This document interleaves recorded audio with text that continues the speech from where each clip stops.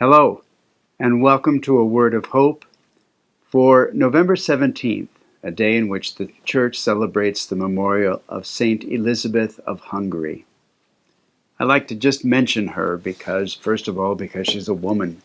She's a young woman, and she was a woman of such faith and such courage. She's from the early 13th century. She was the daughter of the King of Hungary. She was married young, had 3 children. Her husband was killed at war.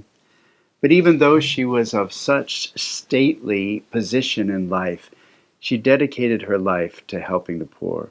She was tireless in reaching out to the poor. She didn't cling to her own state in life, but really did look after others.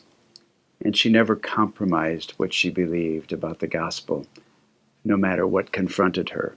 Those are the stories that I'd like to hear about our former saints. The first reading from 2nd Maccabees is a similar story about not compromising our faith. It's that tragic story about 7 brothers being killed for not being willing to eat pork and break the Jewish law. As tragic as it is, there's something that strikes me as humorous in the beginning of the reading where it talks about the boy's mother, saying, "Filled with a noble spirit that stirred her womanly heart with manly courage." I love that line, and I think would that more men would have their hearts stirred with womanly courage.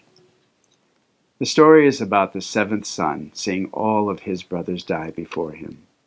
The king trying to persuade him to eat pork and that he would make him a dignitary in his own ranks.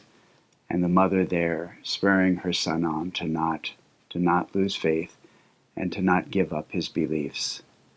And so we see another strong woman who was willing to sacrifice so much. And in both of them, we see people who refused to compromise their faith, no matter what they had to face. My friends, you and I have so many challenges today that very subtly try to trap us into compromising everything that we believe. We have to be on guard about that all the time. We have to think deeply about it, pay attention to all of the temptations that surround us, and refuse to compromise what we believe. Just like this courageous young Jewish boy, his mother, just like St. Elizabeth of Hungary.